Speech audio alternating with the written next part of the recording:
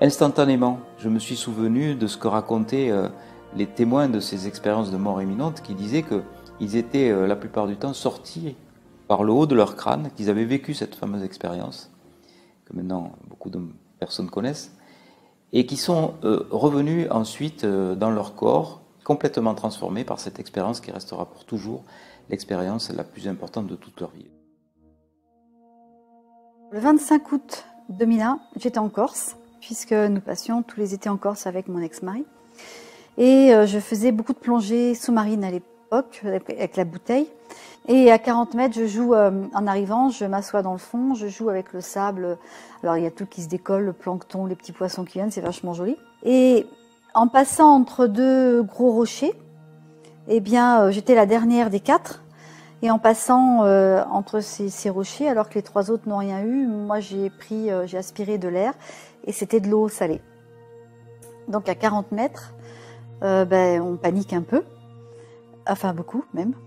Et donc j'ai pris un caillou, j'ai tapé sur la bouteille pour faire du bruit, puisque c'est comme ça qu'on peut signaler quelque chose. Donc ils se sont retournés, j'ai fait le signe que je manquais d'air.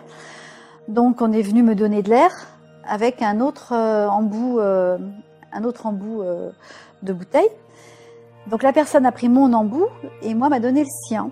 Et donc lui a respiré de l'air et moi deuxième bouffée d'eau salée, quoi. Donc là tout va très vite dans la tête parce que je me suis dit je suis à 40 mètres, on regarde le plafond, il n'y a plus rien parce qu'on est trop profond, donc on voit pas le plafond là-haut. Je vais mourir, il y a tout qui passe à une vitesse phénoménale. Comme la personne en face de moi voyait que je paniquais deux fois plus, il m'a donné son octopus de sécurité, me l'a mis dans la bouche. 3e fois de l'eau salée. Et là, je me suis dit, Florence, t'es morte. Le 23 août 2000, j'ai fait 2 accidents vasculaires cérébraux et 3 AIT, c'est ce qu'on appelle des accidents ischémiques transitoires, en 40 minutes de temps. Et durant mon transport vers le centre hospitalier de Perpignan, mon état de santé s'est dégradé au point que je suis tombée dans le coma. Et durant ce coma, qui a duré un laps de temps assez restreint, ça a été de l'ordre de quelques heures, j'ai fait ce que j'ai appris bien plus tard, une expérience de mort imminente. J'avais 20 ans lorsque j'ai eu la chance de recevoir un coup de fusil dans la poitrine lors d'une manœuvre de l'armée. En manipulant un fusil, je m'y suis mal pris et j'ai reçu une balle dans la poitrine.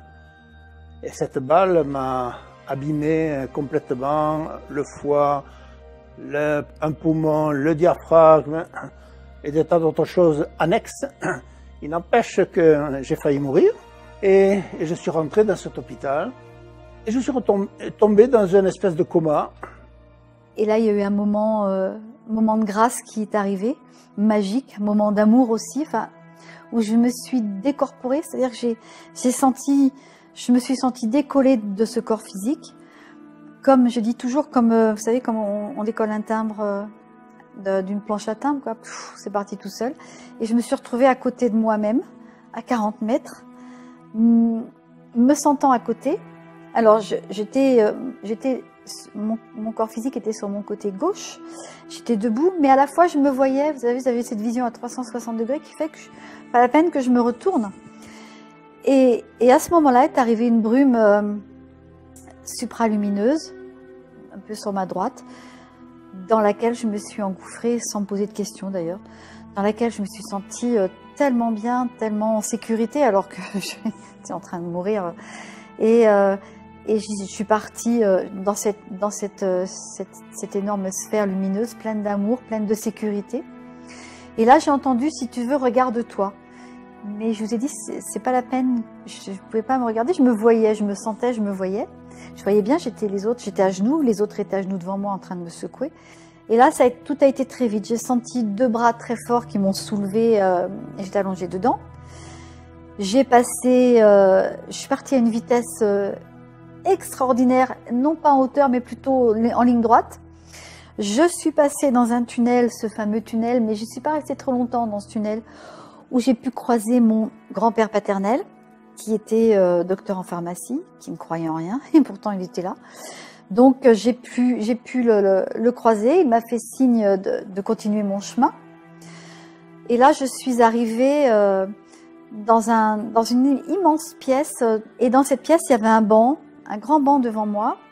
Et peut-être, en l'espace de 2 secondes, sont approchées 3 entités qui se sont assises sur ce banc, qui ressemblaient plus à des moines en termes terrestres qu'à d'autres personnes.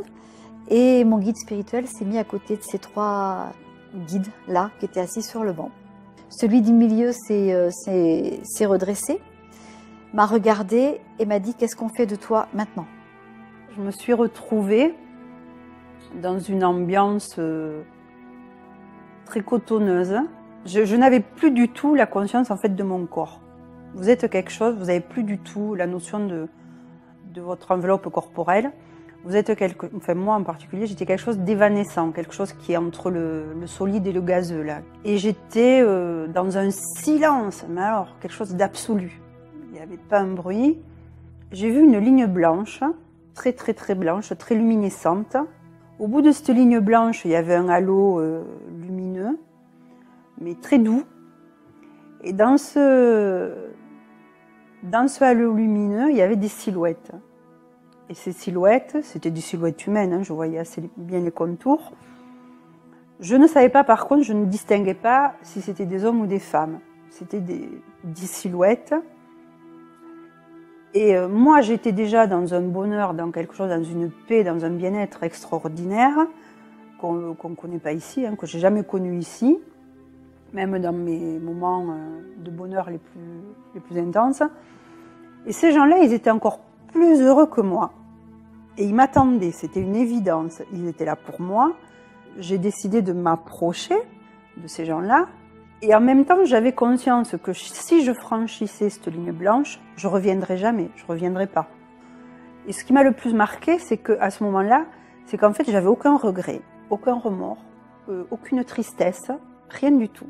Et à un moment donné, j'étais assez près, j'ai entendu une voix, par contre là, de femme.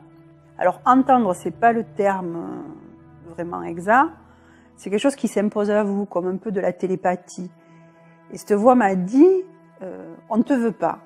Je me suis retrouvé brusquement en haut de la pièce, d'une pièce que je ne connaissais absolument pas. C'était une salle d'opération. Et j'étais bizarre, j'étais une fumée, si je puis dire, mais avec la totalité de mon corps.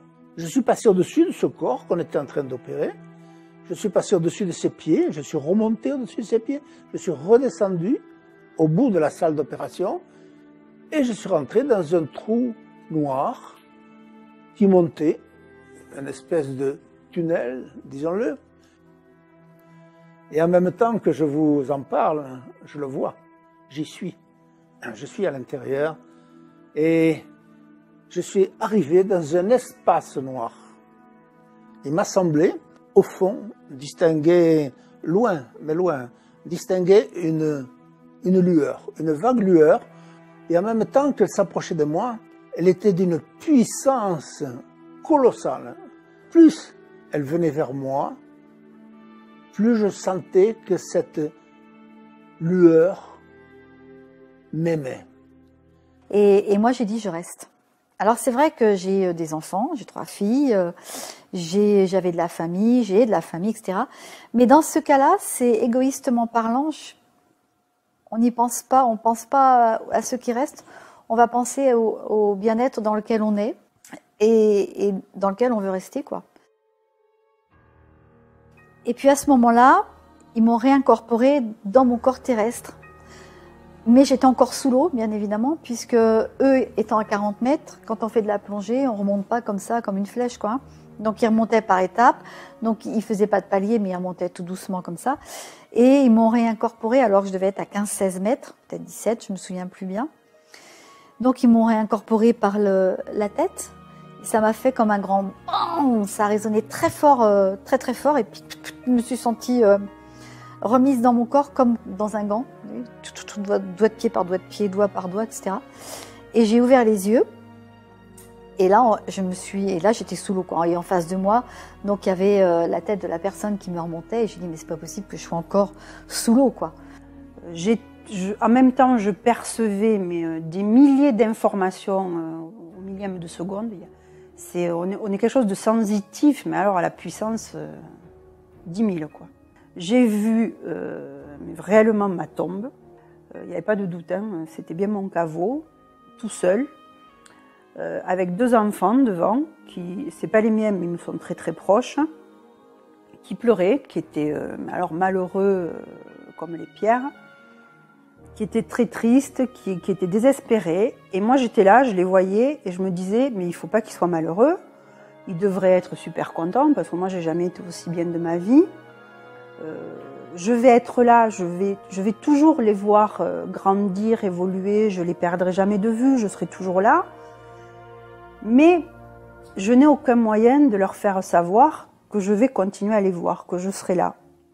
En fait, j'ai pris parce que c'est réellement une décision, de faire le chemin inverse et de revenir en arrière et de revenir à la vie entre guillemets. Parce que la facilité et le confort, honnêtement, c'était de partir, quoi. C'est une expérience très particulière parce que quand je me suis réveillée et que j'ai réalisé un peu ce qui s'était passé, je me suis demandé si je l'avais rêvé ou si ça s'était réellement passé, quoi. J'ai mis pas mal de temps à me dire que c'était pas un rêve, que c'était quelque chose qui était réel.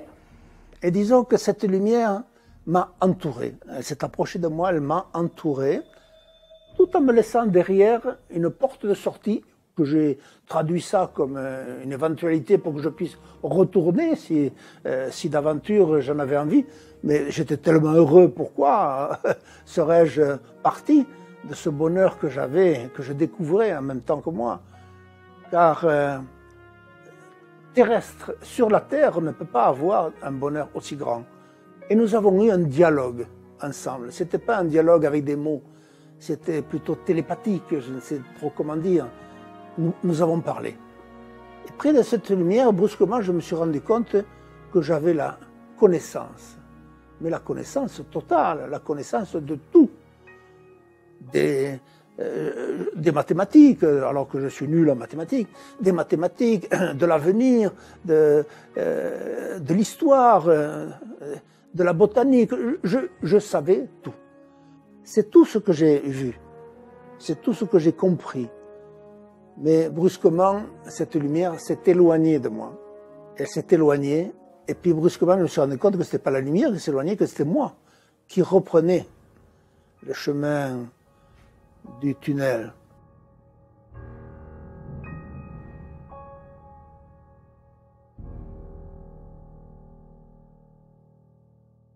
Le royaume des cieux arrive.